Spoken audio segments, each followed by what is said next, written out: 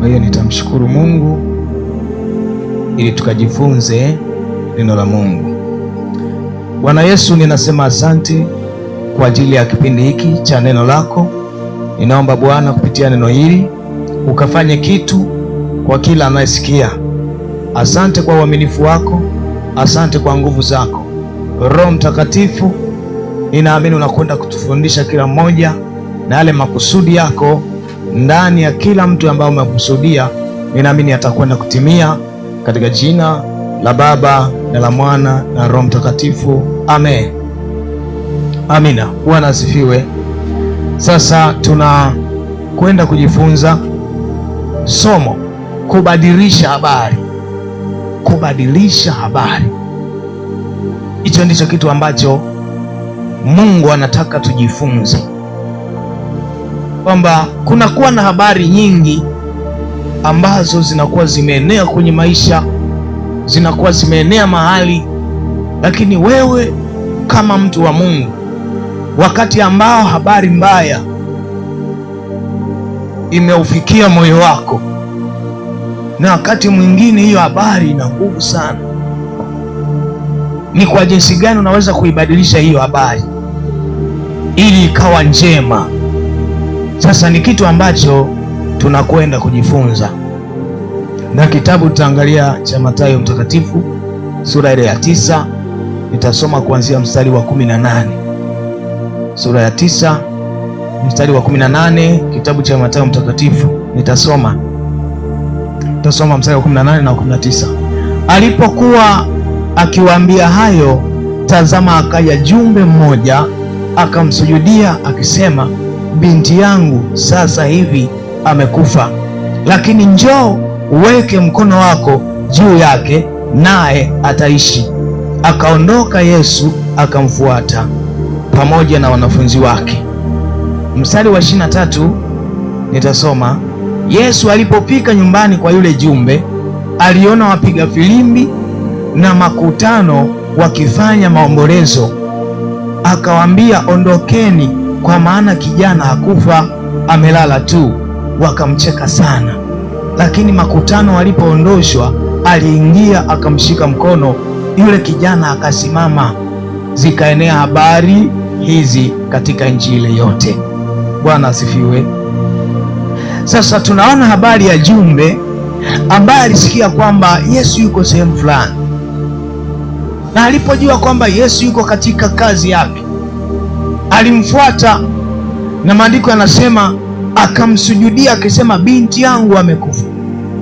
Akamwambia, nina binti nyumbani. Ukisoma katika tafsiri zingine utakuta ni mfanyakazi wa kike ambaye alikuwa anafanya kazi kwake, mfanyakazi wa ndani. Akamwambia amekufa. Kwa hiyo akawa anaugua ndani. Akasema hapana, ni kweli amekufa. Na wakati anatoka nyumbani, tayari kulikuwa na watu wengi waombolezaji ambao walikuwa pale. Sasa ile ni habari mbaya kwamba binti amekufa. Ni habari mbaya ambayo ilikuwa inampa wakati mgumu kwamba nitafanyeje, binti yangu amekufa. Lakini akawaza, hii habari ambayo imekuwa ni mbaya kwangu. Sasa binti huyu alikuwa anafanya kazi vizuri, binti yangu alikuwa ni mnyenyekevu, alikuwa mtu ambaye alikuwa baraka kwangu. Wakati mwingine kuishi kwake katika nyumba yangu alikuwa analeta neema, inakuwa ni faraja kubwa. Anawaza sasa anaondoka, hivi kweli tunamzika? Haleluya! Sio kila mtu anapokufa ni lazima azikwe. Kuna kitu lazima ukichunguze rohoni. Sasa huyu jumbe akasema, mbona kama huyu ni kama anaweza akaishi tena? Sasa ile habari ilimuumiza sana, lakini unajua hatua ya kutoka pale nyumbani akamwendea Yesu tena akamwambia ukweli kwamba binti yangu sasa hivi tu amekufa, lakini njoo uweke mkono wako juu yake, ataishi. Kwamba njoo uweke mkono wako juu yake naye ataishi. Kuna kitu kilikuwa kinauma ndani yake. Ni kweli wamekufa wengi wakazikwa, ni kweli misiba ilikuwa imewahi kutokea. Yeye sio kwamba ule ulikuwa ni msiba wa kwanza, inawezekana hata kuna ndugu zake aliwahi kwenda kuzika, lakini kwa yule binti roho yake ikawa inakataa ndani yake, anakuwa anasema mbona kama sio kifo hiki, mbona ni kama hamna. Akasema hii habari hapana. Kwa hiyo akaanza kubishana na ile habari kwamba binti yako amekufa, ni msiba, anza kulia, anza kuandaa mazishi, anza kufanya hiki, lakini ndani yake anaanza kushindana na hayo yakiwa anaupiga moyo wake. Ila yeye sasa akasema hapana, yupo Yesu, nimesikia habari zake kwamba Yesu anafufua wafu, nimesikia habari zake kwamba Yesu anafungua macho ya vipofu wanapata kuona, nimesikia habari zake kila udhaifu unaondolewa ndani ya mtu. Kwa hiyo akamwendea Yesu. Alipofika kwa Yesu akamsujudia, maanake alionyesha kuwa na shauku, alionyesha kutoa ibada, alionyesha kwamba Yesu, wewe ndiye kimbilio uliyebaki ndani ya jambo hili. Haleluya! Kwa hiyo alionyesha moyo wa unyenyekevu mbele zake. Moyo wa unyenyekevu huwa unafungua mlango wa kusaidiwa na Mungu. Haleluya! Huo ndio moyo ambao yule jumbe aliuonyesha mbele za Yesu. Akasujudu, akaanza kueleza. Kuna wengine unapomwendea Yesu unatakiwa ushuke. Hauwezi kumwendea Yesu kama unamwendea rafiki yako wa kawaida tu. Yesu ni mfalme. Haleluya! Yesu alilipa gharama, ndiye mkombozi. Sasa alikuwa anajua hilo, akamwendea Yesu kwa unyenyekevu mno, na alipofika pale akamsujudia, akamwambia Yesu, binti yangu amekufa, lakini njoo uweke mkono wako naye ataishi. Haleluya! Akamwambia njoo uweke mkono wako juu yake naye ataishi. Aliamini. Haleluya! Aliamini kwamba Yesu, ukiweka mkono juu ya binti yangu aliyekufa ataishi. Haleluya! Lakini wakati huo waombolezaji walikuwa wanaendelea. Ukisoma mstari wa 25 anasema Yesu alipofika nyumbani kwa yule jumbe, aliona wapiga filimbi na makutano wakifanya maombolezo. Maana yake wakulia walikuwa wameshaanza kulia, kila mtu alikuwa kwenye nafasi yake tayari. Wapiga filimbi walikuwepo.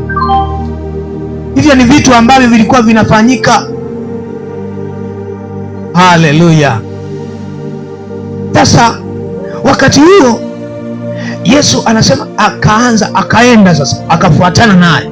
Walipofika pale wakakuta tayari maombolezo yanaendelea, watu wanaendelea kulia, lakini yule jumbe moyoni mwake amesema hapana, huyu binti yangu huyu hapaswi kufa, huyu anatakiwa awe hai, anatakiwa aishi. Anasema siwezi kwenda kwa mganga, ninayemtafuta ni Yesu. Ninaamini Yesu akiweka mkono juu yake ataishi. Mstari wa 24 akawaambia, ondokeni, kwa maana kijana hakufa, amelala tu. Wakamcheka sana. Yesu alipofika pale akawaambia, sasa ondokeni, kwa maana huyu binti huyu hajafa, amelala tu. Hadi wanasema wakamcheka. Kwa hiyo Yesu alipomwangalia aliona kwamba alikuwa amelala, sio kwamba amekufa. Yesu alipomwangalia akasema, jamani, ondokeni, kwa sababu huyu hajafa, kalala. Wakacheka. Kwa nini walicheka? Maana yake walikuwa wameibeba habari moja ya kwamba yule alikuwa ameshakufa. Yesu alipoleta habari nyingine wakasema haiwezekani, huyu naye ana kichaa au ana nini? Kumwamini Yesu inahitaji uwe kama kichaa. Haleluya! Kuwa na imani ya kimungu wakati ambao wewe tu unaona kwamba jambo hili ndilo liko hai, bado linaweza kuishi, wakati ambao ndugu, watu wanaokuzunguka wanaona kabisa hilo jambo lako limekufa, lakini wewe unasema bado naona linaweza likaishi. Ni kitu cha ajabu kuona yule jumbe anatoka kwa ndugu zake, anamfuata Yesu, anaenda kumwambia Yesu, njoo uweke mkono juu ya maiti, kwa sababu walikuweko wengi ambao wameshakufa kama yule binti. Sijui kama aliwaaga, pengine angewaaga, sidhani kama angemwelewa. Kuna vitu ili uanze kuamini sio lazima wataarifu wengine. Haleluya! Yani unapoanza mkakati kwamba nataka niamini kwamba hili jambo linatakiwa litendeke, ukiwashirikisha watu watakuvunja moyo. Yule jumbe aliamua kutoka pale akamfuata Yesu. Kuna wakati inabidi utoke ulipo, utoke mahali ulipo, kwenye kusanyiko, kwenye mazingira ya ndugu, kwenye mazingira ambayo ni ya kushirikisha watu, utoke mwenyewe uje kwa Yesu. Haleluya! Kuna wakati utoke mwenyewe, utoke mwenyewe uje kanisani kuomba, utoke mwenyewe ujifungie chumbani ukaombe mwenyewe, kwa sababu yule jumbe angekubali kukaa na ndugu zake kila akiangalia wanalia, wale majirani wako wanalia kwamba yule binti ameshakufa, lakini yeye akaamua kutoka akamfuata Yesu. Haleluya! Kuna vitu ukikaa hapo ulipo, ukakaa kwenye mashauri hayo ambayo hata wenzako wanayakubali, ni kweli utaona kama vitu vimekufa. Ni kweli utaona kama kiroho umekufa, utaona kama huduma imekufa, utaona kama biashara imekufa, utaona kama ndoto yako imekufa, kama ukibaki kwa watu ambao ukiwashaurisha nakwambia ni kweli. Kwani kipato chako cha sasa ni shilingi ngapi? Kwambia ni kweli, nyota yako imekufa. Ni kweli wewe umeshakufa kiroho. Kwa watu huwa wanaangalia mazingira, ukiwashirikisha watu watakwambia mbona hata ni kweli kabisa, mbona hakuna kinachoendelea, mbona hauna uhai wowote. Lakini yule jumbe alifanya kitu ambacho nataka na wewe ukifanye leo. Haleluya! Wakati ambao maombolezo yanaendelea, yeye alijifyatua akili akasema, ngoja niende kwa Yesu kwanza. Haleluya! Na wewe jifyatue kwanza, useme kwenye hili ambalo mbona kama ndugu na wao wanalia kama mimi, hebu niende kwanza kwa Yesu, kwa sababu inawezekana kiuchumi hata wewe hapo ukiangalia ndugu zako na wao wanalia kama wewe, kwamba uchumi umekufa. Kiafya ukiangalia na ndugu zako wako kwenye msiba, wako kwenye maombolezo, magonjwa ndiyo yamewafunika, yamekamata maisha yao, hakuna anayesema afadhali. Wewe unatakiwa utoke kwenye hayo maombolezo. Kuna aina ya maombolezo yako kwenye familia, lakini ili uyatoke, ili yasikupate wewe, inabidi utoke kwenye hayo maombolezo. Haleluya! Utoke uje kwa Yesu, mwambie Yesu, sasa kuna hili jambo.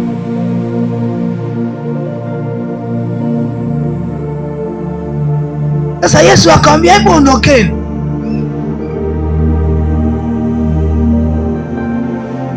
Kuna mipaka unapaswa kuivuka. Kuna mpaka alivuka wa maombolezo, alivuka mpaka wa kifamilia. Familia nzima wako wanashughulika, wako wanajishughulisha na mambo ya msiba, wako wanaomboleza, wengine wanalia, wanafanya hivi na vile, lakini akasema huo mpaka, hebu ngoja nivuke, ngoja nimwendee Yesu. Wakati ambao watu wote wanalia, wanasema hili jambo sasa limekwisha, maisha yameharibika. Wakati ukoo mzima wanalia kwamba uchumi wetu, mbona kila mmoja hali ni ngumu. Ukoo wanalia, mbona ugonjwa huu unaua kila mtu.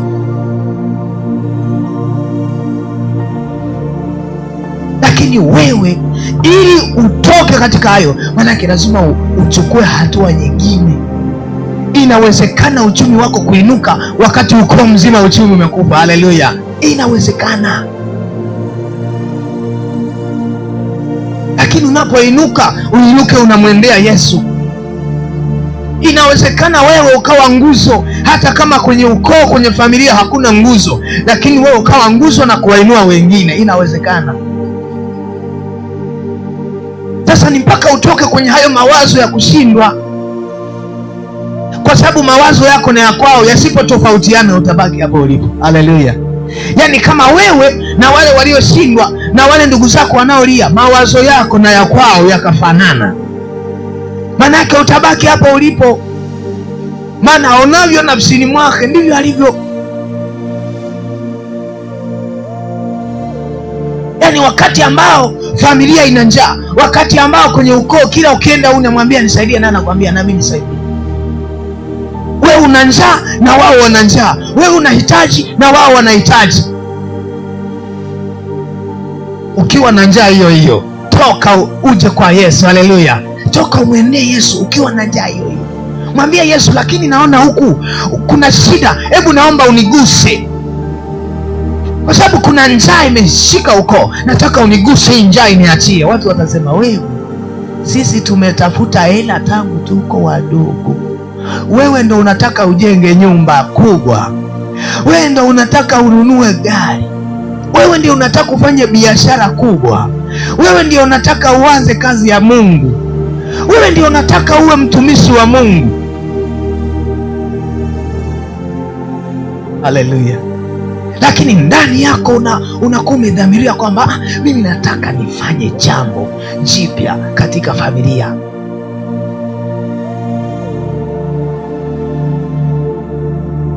Huyu mtu alitoka, kuna mipaka ilikuwa imefunga, wote wanaona msiba, wote wanaona kifo, kuna vitu kwenye familia wote wanaviona, kuna mawazo ukitembea kwenye familia ni kama yanaendana.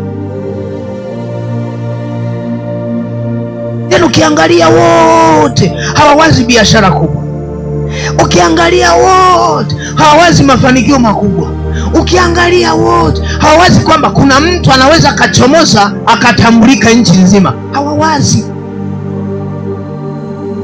Ukiangalia wote hawawazi kwamba kuna mhubiri anaweza akatokeza kwenye ukoo huu akahubiri injili mpaka nje ya mipaka. Wote wamefungwa, hawaamini. Lazima utoke kwenye hicho kifungo cha ufahamu kwanza, manake ujiripue, umwamini Mungu kwa kiwango kingine, kwa sababu ukikubali kuendana nao utazika huduma yako kama wao.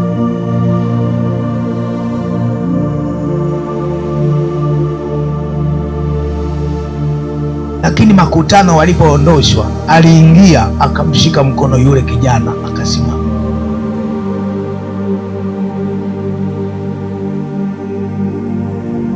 Kwa hiyo makutano walipoondoshwa, aliingia akamshika mkono yule kijana akasimama. Kwa jumbe mmoja aliyemfuata Yesu, msiba wote, ile habari ilibadilika. Haleluya! Yule jumbe alimfuata Yesu akamwambia Yesu, nina binti yangu amekufa, lakini ninaomba, ni kweli wako binti za wengi wamekufa, lakini huyu wa kwangu naomba uje uweke mkono juu yake. Haleluya! Najua tu ataishi, kwamba Mungu, nina huduma yangu ndani. Ni kweli najua huduma za watu, ni kweli kuna mahali zimekwama, lakini naomba uje uniguse huduma hii ili niende. Haleluya! Nina biashara yangu, ni kweli watu wakiangalia ni kama imekufa, lakini Yesu, hebu ninaomba uje uweke mkono juu ya biashara yangu, hata kama watu wote wanajua imekufa, lakini Yesu, njoo uguse biashara yangu. Najua ukiweka mkono juu ya biashara yangu itaishi tena. Haleluya! Mama Yesu, tazama nina ndoto ndani, lakini ni kweli nikiangalia wengi wanalia, ndoto zao zimeishia njiani, lakini Yesu, ninaomba uiguse ndoto yangu. Ninajua ukiigusa itakuwa hai, itaishi. Haleluya! Lakini watu wote unakuta wanaomboleza, hata kwenye familia unakuta wameshaukatia tamaa, manake wanaomboleza kama wewe umezaliwa umekuwa, lakini hauna msaada kwao. Ukiona watu wanaomboleza kwa ajili yako, yaani kwamba wewe hauna faida. Haleluya!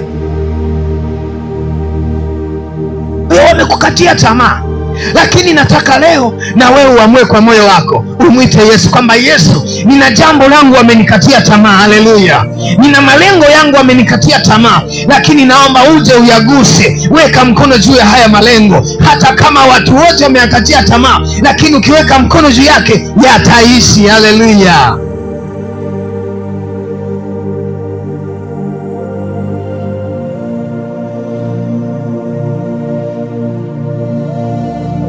Walipoondoshwa, aliingia akamshika mkono yule kijana akasimama. Yesu aingie kwenye biashara yako. Haleluya! Yesu aingie kwenye uchumi wako. Yesu aingie kwenye familia. Yesu aingie kwenye ndoa. Yesu aingie kwenye mipango.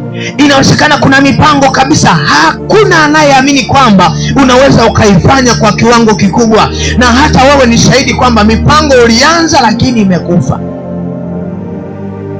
Kuna mipango yako uliiweka vizuri lakini imekufa, ila nakuletea habari za yeye ambaye akiweka mkono juu ya huo mpango wako utaishi. Hata kama wengine wanaona umeshakufa, lakini utaishi kwa jina la Yesu. Haleluya!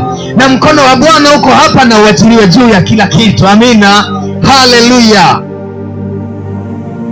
Kulikuwa na habari imeenea, kila aliyekuwa anapita, kuna msiba kwa yule jumbe yule, kuna msiba. Walikuwa wanaambiana mpaka wakakusanyika wengi sana. Usiogope, wanajua wangapi mpango wako umekufa. Usiogope, wanajua wangapi ile ndoto yako kwamba kuna mahali kama imekufa. Yesu anasema kuna ndoto unaweza kufikiri imekufa, kuna mpango unaweza kufikiri umekufa, na wengine wakakudharau wakijua mpango umekufa, lakini Yesu akiangalia umelala. Haleluya! Na leo mkono wake uguse ili uamke. Haleluya! Mtu yeyote ambaye moyo wake unamtumainia Mungu, huyo mtu hata kama yuko kwenye hali gani, muheshimu. Mtu yeyote ambaye moyo wake ameuelekeza kwa Bwana, moyo wake ameuachilia kwa Yesu, akawa mwaminifu kwa Yesu, huyo mtu saa yoyote, wakati wowote, mabadiliko yanatendeka. Na leo yatendeke kwako. Amina. Leo yatendeke kwako. Kwa nini yule jumbe hakwenda kwa mganga wa kienyeji? Alienda kwa Yesu akasujudu, mwambia Yesu, binti yangu amekufa, lakini njoo weke mkono wako juu yake. Tamani leo Yesu aweke mkono juu ya kazi yako. Haleluya! Aweke mkono juu ya biashara, aweke mkono juu ya familia, aweke mkono juu ya kila kitu unachofanya. Na mimi nataka leo aweke mkono juu ya kazi yako, ufanikiwe. Haleluya! Juu ya nafasi yako, juu ya biashara, juu ya huduma, kila jambo ndani yako liwe hai, liishi.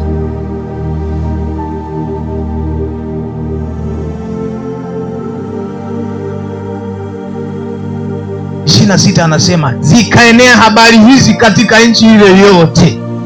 Kwa hiyo habari ikabadilika, na mimi nataka habari ibadilike kwenye maisha yako kwa jina la Yesu. Haleluya! Sasa zikaenea habari hizi katika nchi ile yote. Kwa hiyo zile habari za msiba zikapeperushwa, zikaondoka. Wakasema, Bwana, yule jumbe kuna jambo jipya limefanyika. Yule jumbe leo hajazika, binti yake amekuwa hai.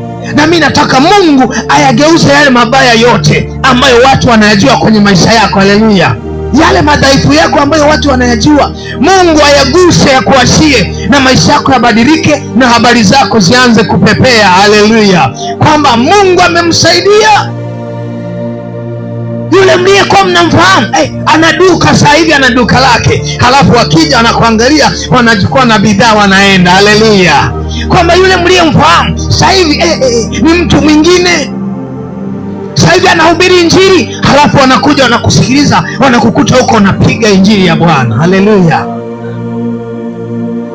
Kwa hiyo habari zikaenea zingine.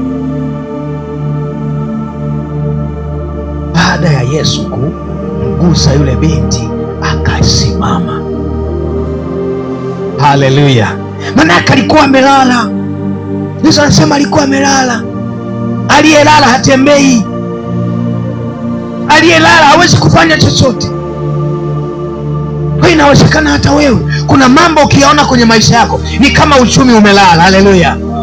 Ni kama unaona kabisa biashara hii imelala hii, na wakati mwingine imekufa, lakini Yesu anasema haijafa, hiyo imelala, na leo hii itainuka, itasimama, na habari zake zitaenea, kwamba mambo yale tuliyoyajua ya kale yamepita, leo ni habari mpya.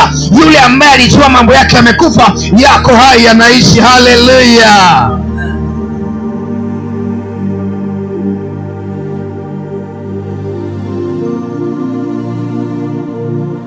enea habari hizi katika Injili yote. Kuna habari mpya ndani ya Yesu. Wewe kuokoka sio bahati mbaya. Yesu ndiye alikuita. Wewe haujaamua kujiokoa. Kama ungekuwa umeamua, wangekuwa wameshaokoka wengi sana. Yesu ndiye alikuita, anajua maisha yako, anajua mahitaji yako. Hawezi akaruhusu ukaingia kwenye msiba. Hawezi. Yesu aonavyo ndani yako ndivyo anataka atimize.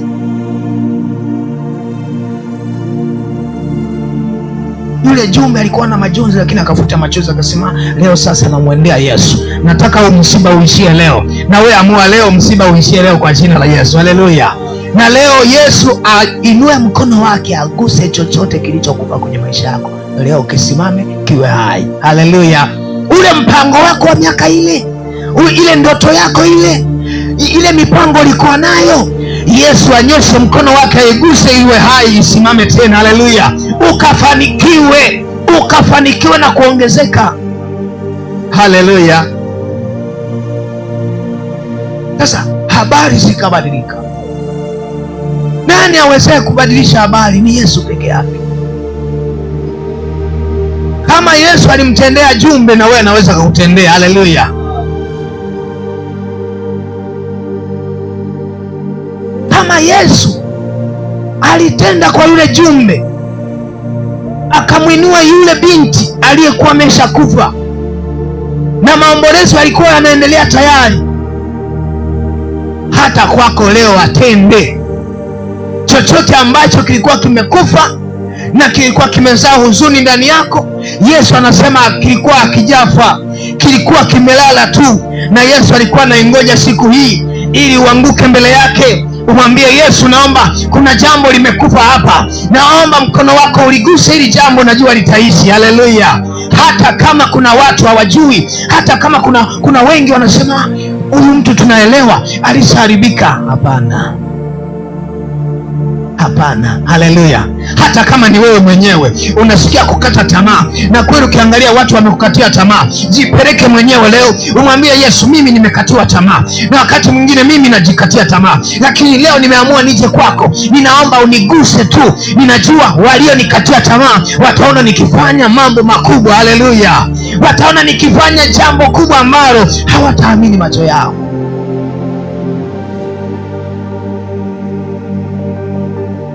Manake wale watu walishangaa, hivi yule binti ameisimama tena? Watu wakashangae mipango yako ikianza kusimama na kustawi. Haleluya. Watu wakashangae uchumi wako usimame na ukaongezeke tena. Jamani, nataka mtu ambaye yuko tayari kuona mambo yake yanabadilika. Haleluya.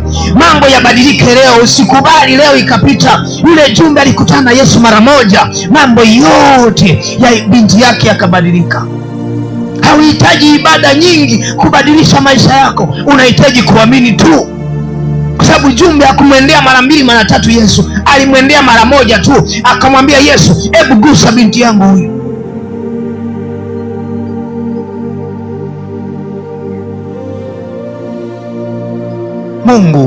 Mungu wetu sio Mungu wa wafu. Amina. Mungu hapendi chochote uende nacho wakati kimekufa. Amina.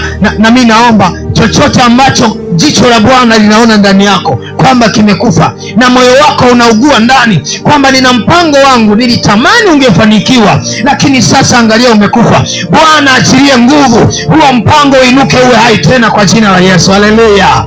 Nguvu za Mungu zifike kokote kwenye huo mpango wako.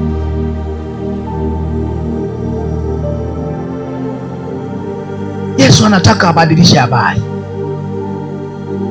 Jamani, Bwana asifiwe. Nataka ujione ukiwa ng'ambo ya hayo maombolezo, kwa sababu yule jumbe mpaka anamwendea Yesu alikuwa amezungukwa na mambo mawili. Jambo la kwanza lilikuwa imeshafika, alikuwa ni maombolezo, lakini alikuwa anajua haya maombolezo yakitoka hakuna atakayelia tena, wote itakuwa ni furaha. Haleluya. Ndio Bwana achilie neema ndani yako, lile ambalo limezaa uchungu ndani yako, kesho uione furaha. Sasa mtazamo wako uondoke hapa kwenye maombolezo, toka. Kwa sababu kama Jumbe angebaki pale, manake yule binti yake angezikwa. Kuna watu wamezika ndoto zao wakijua zimekufa, lakini zilikuwa zimelala, na walisubiria watu wa kuinua zile ndoto zao, hawakuwaona. Kwa sababu yule Jumbe kama angesubiri kwamba kuna watu ambao wangeenda kumshauri, bwana huyu tumfufue, hakuna ambaye angemfufua. Haleluya! Ni mpaka ambapo aliamua kumwendea Yesu, kwamba Yesu, naomba uje mguse binti yangu, tayari ndio akafufuka yule binti. Bwana apewe sifa. Kwa hiyo hata wewe usikae kwenye mtazamo wowote ambao unakurudisha nyuma. Toka kwenye huo mtazamo, toka kwenye hayo mawazo, na wewe usijione kama hayo maombolezo ni ya kwako. Usione kama huo msiba ni wa kukaa kwako, usione hivyo. Hata kama kuna mambo yameumiza familia, hata kama kuna mambo ambayo yameumiza ukoo, unaona kabisa hayako sawa, usikae huko. Wewe umfuate Yesu, mwambie Yesu, naomba uguse ya kwangu. Hata kama naona ya wengine yameharibika, lakini ya kwangu Yesu ninaomba uyaguse. Haleluya! Yawe haya yakasimama.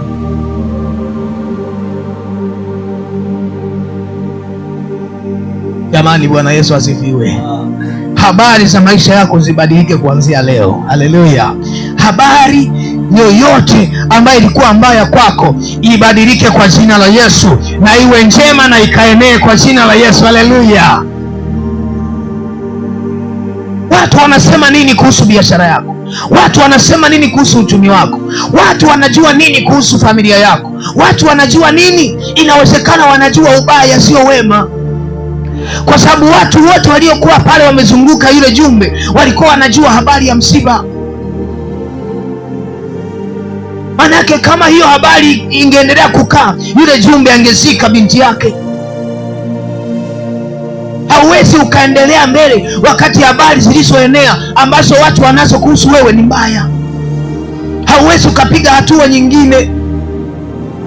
Haleluya! Kuna wakati ili upige hatua kubwa ni lazima habari zibadilike.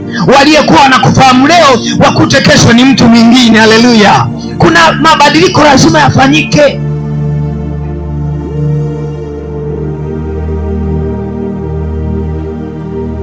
Ndio maana Yesu alibadilisha ile habari, ikaja habari nyingine. Sasa kama watu wana habari mbaya za kwako, kwamba huyu ni maskini, huyu watu waliokuzunguka wanajua ni maskini, tafsiri yake ni nini? Kwamba uchumi wake umekufa. Kama hiyo habari isipobadilishwa, maana yake wewe hauwezi kuwa mtu mkuu katika ufalme. Tamani leo habari ibadilike. Haleluya! Waliokuwa wanasema wewe ni maskini washangae ndani ya siku hizi. Mungu afanye jambo jipya, maisha yako yaanze kubadilika, milango ianze kufunguka kwa jina la Yesu. Haleluya! Ianze kufunguka.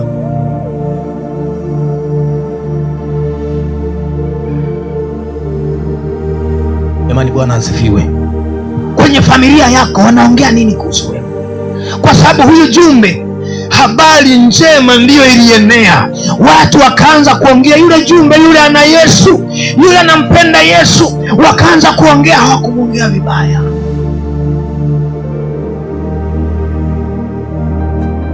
Sasa ndugu zako wanaongea nini kuhusu wewe? Kuhusu uchumi wako, kuhusu familia yako. Inawezekana kuna mambo kwenye maisha yako wanajua wao mioyoni mwao kwamba hilo jambo kwako limekufa. Wewe huwezi tena kujenga. Wanajua kabisa wewe hiyo ndoto ya kujenga imekufa. Wanajua kabisa familia yako hakuna.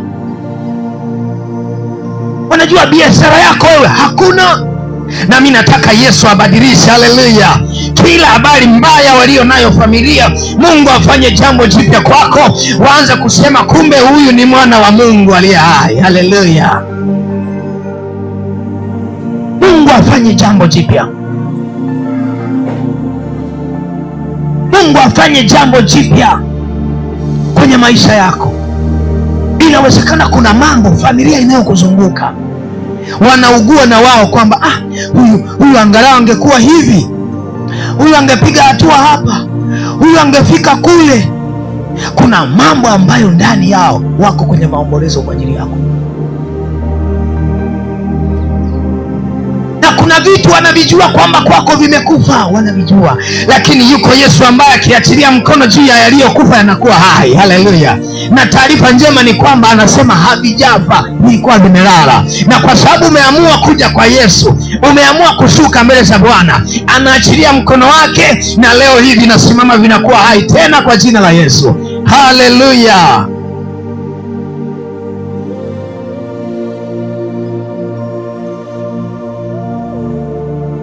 Anza kuiona kesho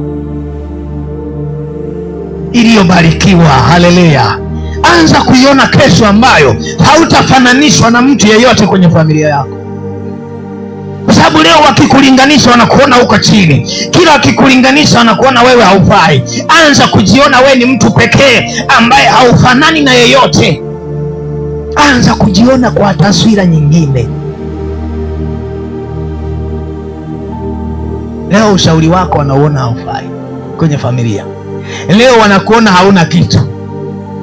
Anza kujiona mtu mwingine ambaye ulibarikiwa na Bwana na ambaye hautafananishwa na yeyote, maana Mungu ni Mungu aliye hai. Haleluya! Ni Mungu mwenye nguvu ambaye anafanya chochote kwa yeyote ambaye anamkimbilia. Jamani, wangapi wako tayari kuinuliwa na Yesu? Haleluya! Tamani habari mpya za mema zifanyike kwenye maisha yako, na mimi nataka majira kama haya mwakani uwe mtu mwingine. Haleluya! Habari hizi ziwe zimeshazaa matunda na matunda na matunda na matunda. Haleluya! Ndugu zako wana habari gani kuhusu wewe? Inawezekana wewe unaishi, lakini ndugu yako kila ukimsalimia anajua kabisa wewe hamna kitu. Anajua wewe kuna jambo hili, wewe basi tu wewe ndio ulishapitwa na wakati. Haleluya! Yaani kuna mambo kwenye maisha yako wanaona wewe huwezi kuyapata. Tafsiri ni nini? Ni kwamba yalishakufa, kwa sababu chochote ambacho huwezi kukipata maana yake kimekufa, kwa sababu kama kiko hai maana yake unaweza kukipata. Maana yake kilishakufa, tena kikaoza kikaharibika. Anza kuona kwamba yale yote ambayo ndugu zako waliamini huwezi kuyapata, sasa inawezekana kwa jina la Yesu. Haleluya! Amini. Kikubwa tu shuka mbele za Bwana kama yule jumbe alivyomsujudia Yesu, akasema, Bwana, binti yangu amekufa, ninaomba uje ukaweke mkono wako juu yake, naye atasimama, naye ataishi. Haleluya! Ninaamini unaamini kwamba siku ya leo Yesu akinyosha mkono wake juu ya chochote cha kwako kilichokufa kitaishi kwa jina la Yesu. Haleluya! Ninaamini sasa umeelewa.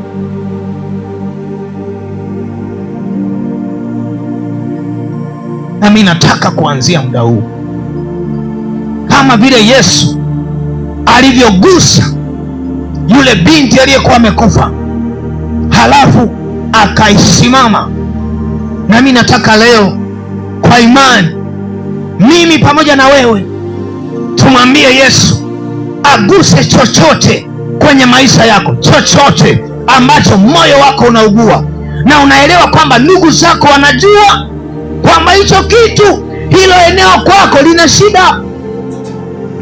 Kila moja ukamwambia Yesu, naomba uniguse. Haleluya! Basi niombe tusimame.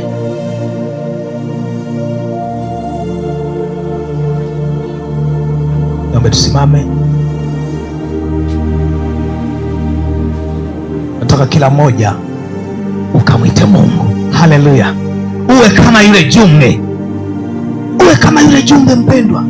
Usije ukafa moyo kwa lolote, usije ukakubali kuzika ndoto yako kwa sababu kama yule jumbe angekubali kuzika, kumbe angekuwa amezika ndoto yake. Yule binti alikuwa na jambo la maisha yake. Kuna mpango ukiuzika ndio umebeba baraka mpaka ya watoto wako.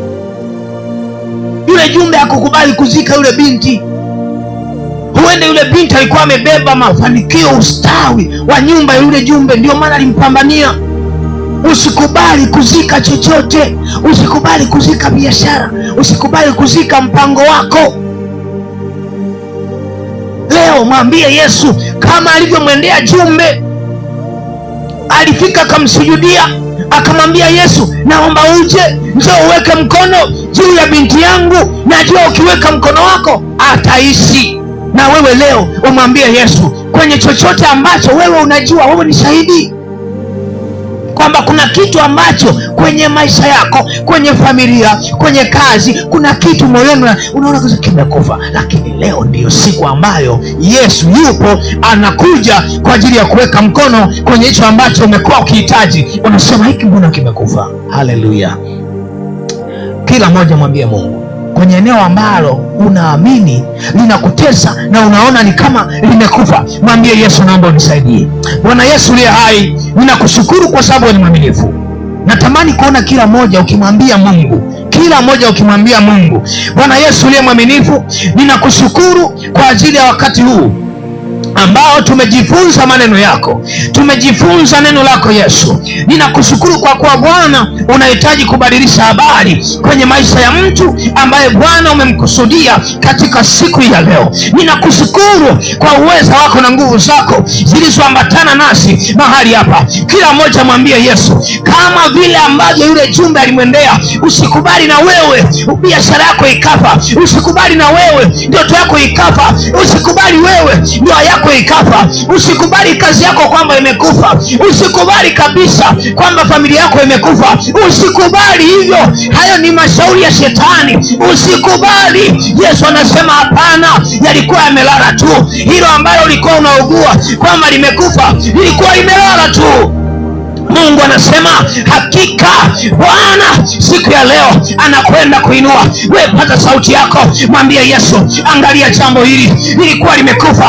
Naomba Yesu, kama ulivyogusa binti wa yule jumbe, gusa na jambo langu hili, gusa na biashara yangu, gusa na mpango wangu, gusa na huduma yangu, gusa na shamba langu, gusa na kazi yangu. Ninaomba Bwana, kila kitu cha maisha yangu kilichokuwa kimekufa, ninaomba leo Bwana unyoshe mkono wako ukaguse. Bwana Yesu le hai, ninaomba mkono wako katika siku ya leo ukanyoshe juu ya kila mmoja, ukaunyoshe juu ya kila mmoja. Yesu Kristo, inawezekana kuna mtu ambaye kazi yake ilikuwa imekufa, biashara yake ilikuwa imekufa, huduma yake ilikuwa imekufa, ndoto yake ilikuwa imekufa. Mkono wako sahi ushuke ukaiguse, ushuke ukaiguse hiyo biashara, ukaiguse hiyo huduma, ukaiguse hiyo ndoa, ukaguse Bwana hiyo afya yake, ukaiguse Yesu. Ninaomba katika saa hii kila mmoja ambaye anapaza sauti mbele zako, ninaomba Yesu kaguse ndoto yake, kaguse mipango yake, ikawe hai, ikasimame, ikaishi tena, akastawi katika jina la Yesu. Tazama, inawezekana hata ndugu zake wanajua ya kwamba liko jambo kwenye maisha yake limeshakufa, ndoto imeshakufa, biashara imeshakufa, kazi imeshakufa, lakini Bwana, wale wanaojua hawazui mpango wako, kama vile watu waliokuwa wamezunguka katika nyumba ya yule jumbe. Hawakuzuia ndoto yako, hawakuzuia mpango wako kutimia kwa yule binti. Ulimwinua pamoja na kwamba watu walicheka, waliona kama haiwezekani, lakini ulitenda Bwana. Inawezekana kuna mtu ambaye hata jamaa zake, ndugu zake, rafiki zake wanajua ya kwamba kuna mambo yamekufa, kuna mambo yamekufa kwenye maisha ya mtoto wako Yesu.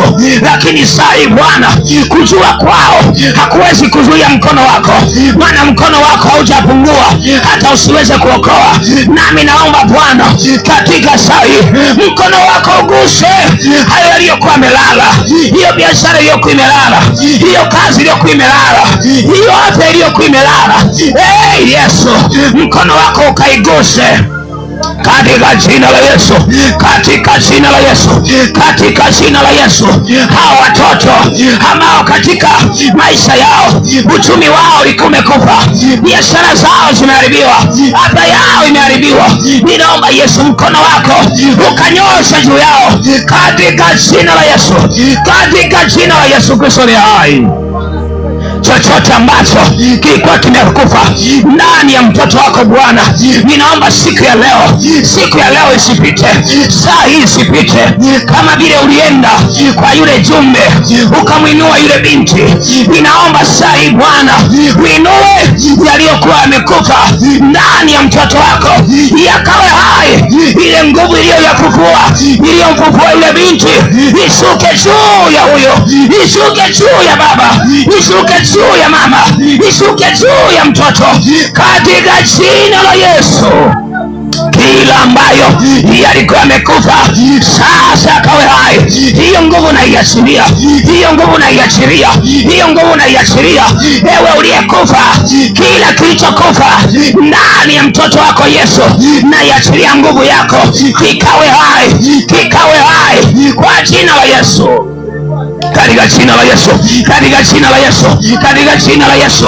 Ndoto yake, mipango yake, kila jambo la maisha yake, hata kama limeuawa rohoni, ninaligusa rohoni kwa nguvu zako likawe hai katika jina la Yesu Kristo aliye hai.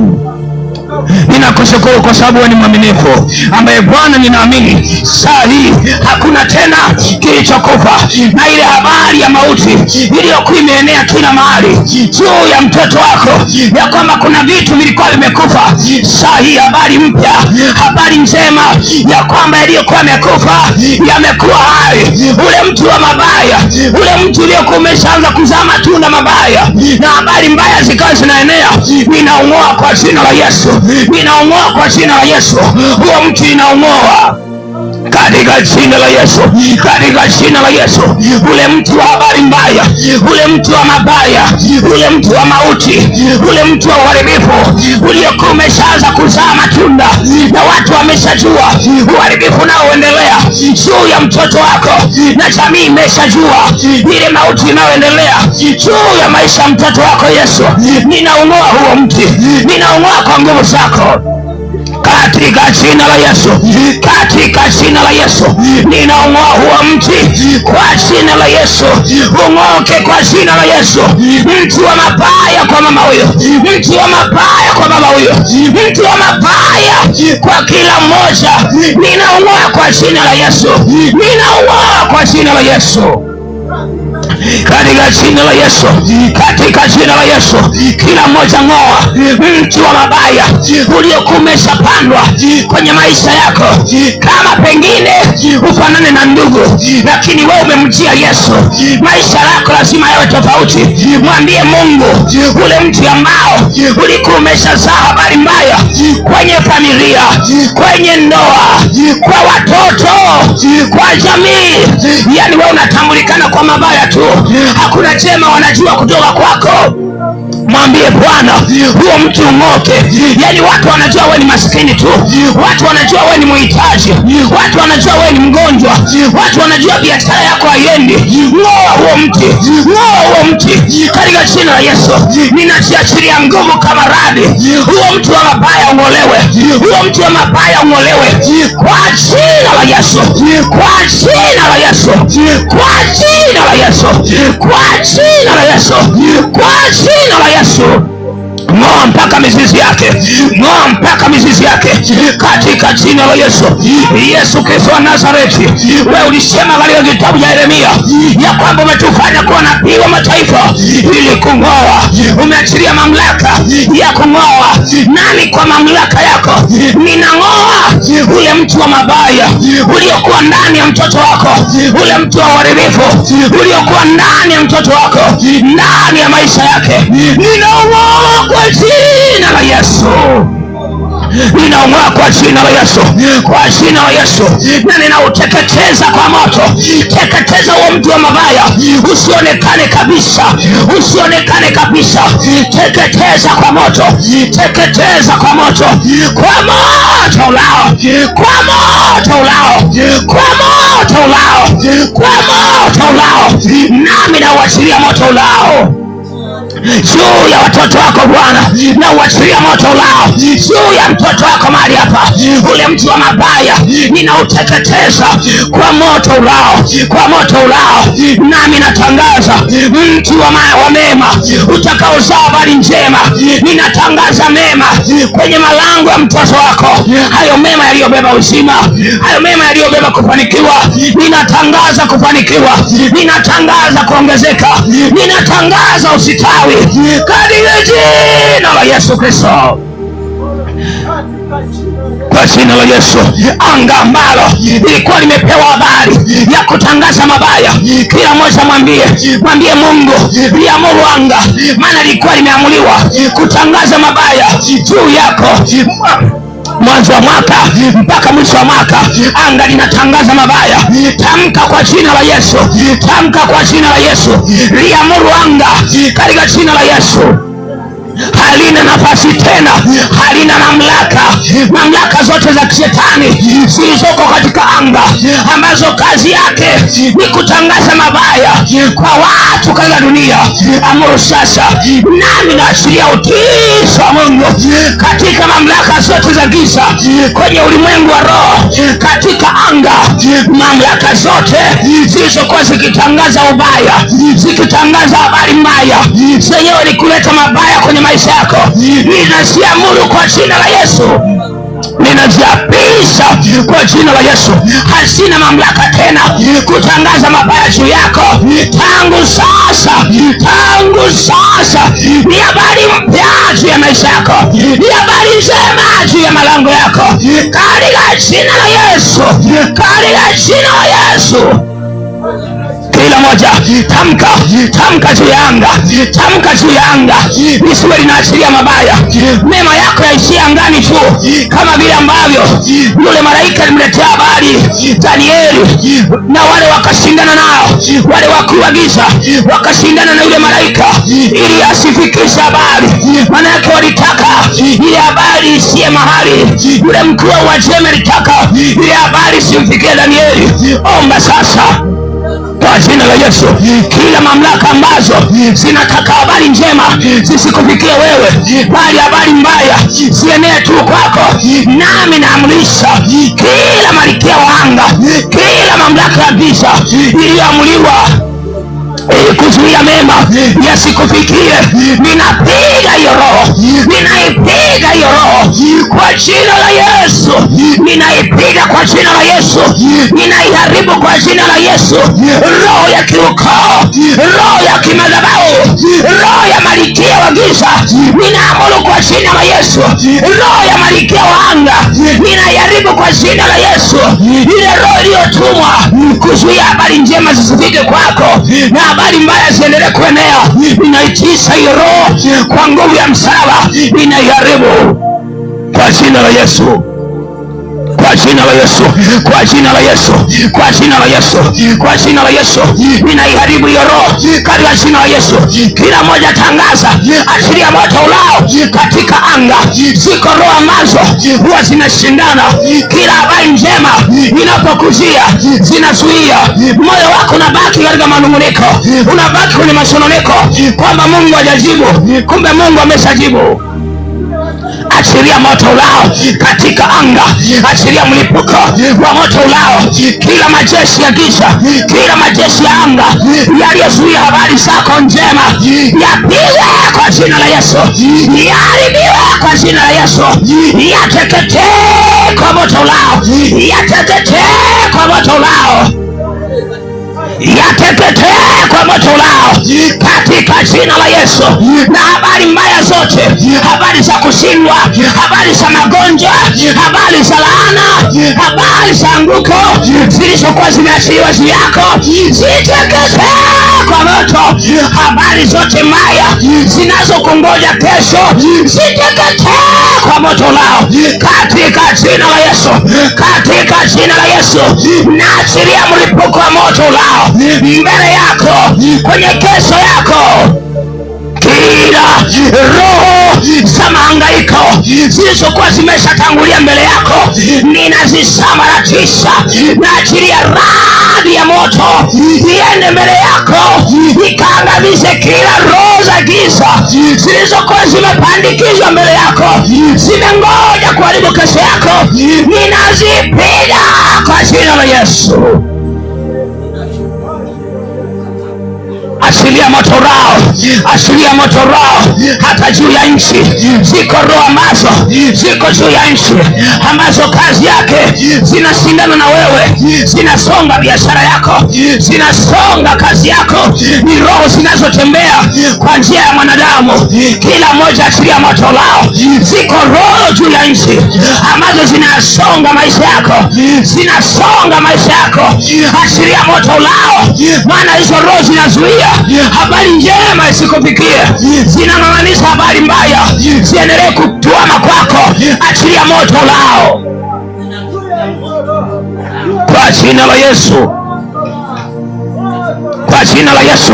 Kila roho ziendazo juu ya nchi ambazo kazi yake ni kutangaza mabaya, ni kuleta mabaya, ni kuzidi kuachilia mabaya juu ya maisha yako, ninaachilia moto lao juu ya nyumba yako, naachilia moto lao kwenye ukoo wako, naachilia moto lao kwenye familia yako, naachilia moto lao kwenye mtaa wako, kwenye kijiji, kwenye kata, kwenye tarafa, kwenye wilaya, kwenye mkoa, juu ya nchi.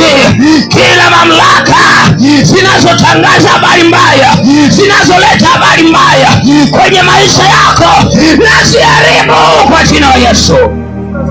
Roho zote zinazotangaza magonjwa, zinazotangaza uharibifu, zinazotangaza kuanguka, zinazoharibu uchumi wako, ninaashiria moto rao, naashiria moto uangaze nyuma yako, mbele yako, kulia kwako, kushoto kwako. Hizo roho ziungue, hizo roho ziharibike, hizo roho ziharibike, maana ni saa ya habari njema kufika kwako. Ni saa ya yote yaliyokufa kuwa hai, ni saa ya afya yako kuinuka, ni saa ya uchumi kuwa hai na kuinuka katika jina la Yesu. Ni saa ya ndoa yako, ni saa ya familia yako. Ninaamuru kwa jina la Yesu, ninaachilia moto ulao, ninaachilia moto ulao kwenye malango ya maisha yako. Kila moja achilia moto, achilia moto kwa jina la Yesu. Hizo roho ziharibike, hizo roho ziteketee kwa jina la Yesu.